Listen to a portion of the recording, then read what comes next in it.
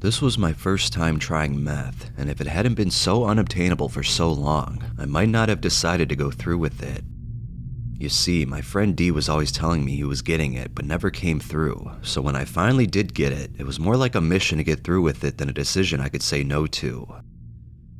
So I crushed it all up and snorted 2 lines. I asked D over the internet if I should have felt anything by the time 5 minutes had passed, and he said it usually takes about 8 minutes for him. After 10 minutes, I could feel the drip, but there wasn't much to it, so I did a 3rd line, bigger than my other 2 combined. Finally, the stuff's starting to work. After I did it, I immediately asked D if he wanted to go do something. He said he needed to go get his glasses fixed, so he had to go to the mall. I usually hate the mall, especially if I'm not willing to spend any money, but D is cool to hang out with when I'm speeding because we just talk and sing along to Beatles music in his car. Plus, I like to talk about the drug I'm doing at some point, and not everyone is okay with meth, and I didn't need any more rumors about me going around. He took about 30 minutes to get here, so for that time I just hung out with my mom. One time I had to take a 15-minute ride with her and did some coke beforehand so I could put up with it joyfully, and I noticed I really liked talking to her while I was speeding, maybe because it was finally tolerable. She was trying to get a fax from someone, but she didn't have enough paper, so I volunteered to run downstairs and get some, and run I did. It was actually fun getting her paper, and I remember hearing my friend E talk about how you like getting things done. So in about 7 minutes I took out the garbage, cleaned my cat's litter box, cleaned the dishes, and got the mail. I would have stayed and did more, but D had finally arrived.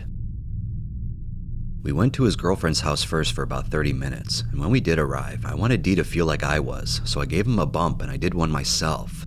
D commented on how big the line was, but I just sort of brushed it off because it was just as big as the last one I had done.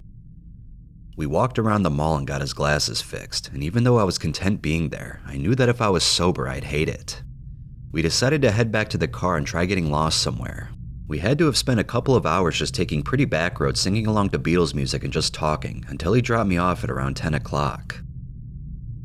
I talked to D on the internet for a while. He started to purge all this really intimate information about himself that I was so fascinated to hear about for an hour. Then it was more of an annoyance because I had instead become focused on making playlists for my iPod, and at some point I just felt completely exhausted in general and wanted to go to bed. I knew that wouldn't happen, so I just laid in my bed watching TV and listening to music. I had these little depression waves coming, and I could feel it, so I tried to distract myself as much as possible. If it had stayed like this, I think I would have been fine, but the next thing that happened made all of the good feelings that had happened before completely go away, and my first experience with meth turned into a surreal nightmare.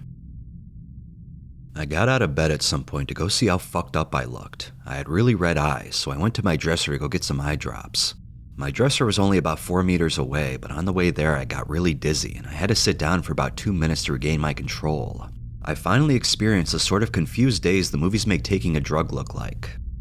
I got back up and tried to put the eye drops in. First eye down, but I wasn't sure if I got in my second eye. The last thing I remember was feeling around my eye to check if the droplet had gone in. I woke up face flat on the ground. My hand was already at my head for some reason. Now I think when I had passed out, I reached for my head injury without even realizing it, and I started to finger a lump on my forehead. Oh my god, did I just burst a blood vessel? How did this fucking happen? I went into the bathroom and saw that I had not burst a blood vessel, but rather made a huge and deep gash down the left side of my forehead along into my eyebrow. I looked down to see my finger I'd used to investigate was covered in blood. I ran downstairs immediately and woke up my mother. Oh my god, what happened? If I wasn't so terrified, I could have said I tripped over something in the dark, but I didn't. I told her I had blacked out and must have been acting pretty hysterical because I was sobbing and hugging her. She told me to calm down. I instantly regained my cool for fear she'd suspect something. She cleaned up my cut and I told her I needed to go to the hospital. I was so afraid they'd take a drug test and was considering waking up my brother for his urine, but if anyone was going to find out, I wanted to keep it down to my mother. I told her I'd gotten up to go pee and that I still had to. I went upstairs and hid the rest of my ice in my digital scale and realized right before going back downstairs, the song that was playing on my computer was Weezer's song, We Are All on Drugs. It freaked me out a little bit, but I hurried downstairs. When I went back downstairs, I got a lot of water bottles to try and save myself from the results of a urine test if I was given one. My mother kept commenting on how she couldn't believe that there wasn't much blood, and even though I knew she didn't know what I had done, I felt like she did.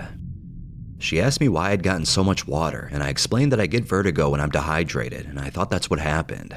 She bought it. Why wouldn't she? She would have never dreamed I'd stoop so low. She told me what hospital we were going to, and I let her know how much I despised it. All I had ever heard about were botched surgeries and even deaths. I upplayed my uneasiness about going there just in case I had to take a urine test or something. I could refuse and say I didn't trust the doctors. It was just a pre-planned ploy, but really, the doctors at this hospital were obviously the flunkies of medical school. When we got checked in, my heartbeat was at 147 beats per minute. In AP stat class a couple weeks earlier, I had to check my pulse rate and knew it was naturally 60 beats per minute. I felt like one of the nurses knew I had done something, as she asked why my heartbeat was so rapid. I said I didn't know, and my mom said that I was nervous. Exactly. I upplayed my nervousness from that moment on. They asked me for a urine test and an EKG. When they brought my mom the consent forms and left the room, I asked her if we could go to another hospital. She said it was completely out of the question and asked why I was against this one. I made an excuse I knew she would believe. You see, my dad had gone to this hospital and would always talk about how bad it was. I knew he was full of shit and just didn't like doctors, but convinced my mom that I developed a distrust for doctors also because of my dad. I look back on it now and realize how manipulative it was. All I had to say was Dad always talked about how bad this place was, and I knew the seed I had planted in her head.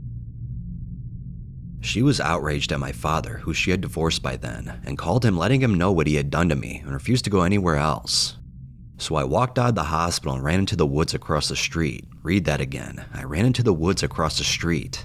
How was I going to explain this irrational behavior? I couldn't let her find me until I'd gotten everything straightened out in my head. I would occasionally see cars and would run deeper into the woods and across parking lots and neighborhoods. It was 4-something in the morning and I knew they were searching for me. At one of my longer resting points, I realized how dehydrated I was and got really angry at myself for not taking a water bottle with me. I peed in the woods and investigated the damage I had done to my body. I only had shorts, a t-shirt, and sandals on, and the vines in the forest had made unforgiving marks all over my legs. Enough. I had to get a phone and call my mother. I wanted to find her before someone else found me. I was also afraid the police would search my room and find the baggie and scale for some reason. I saw an old couple watching TV across from where I had been hiding, and I knocked on their door. I didn't even care how strange it was. All I could think about was what my mom had to say. The lady from the house gave my mom directions to her home, and I went outside to face her. I got in the car and saw my mom had been crying. God damn it. I was such a bad daughter, and she put up with so much shit. I wanted her to be angry instead of disappointed at what she had raised. I told her that the reason I didn't want to go to the other hospital was because I had smoked weed and was afraid it would show up on the urine test. She was pissed but said I still had to go. I had forgotten the severity of the cut. When we got there and got out of the car, I realized that the cuts on my legs made it look like I had made them on purpose. When I walked past people, I knew that's what they were thinking, and even though it wasn't true, I felt so embarrassed. I'd never been looked down at like that before. I'm a tall, thin, attractive Asian girl who makes good grades and has a pleasant personality. But to these people who had never met me, I looked like some anorexic cutter with a depression problem. The people at this hospital were nicer though, and let me know that I had to get stitches. The other hospital was just going to put Dermabond on it. When the nurse asked me if I usually had a high heartbeat, my mother again said I was nervous. Good, she still believed my other story. I was asked for a urine test again, and I did it and knew my fate. I became deeply depressed, and carrying on the nervous act was getting excruciating.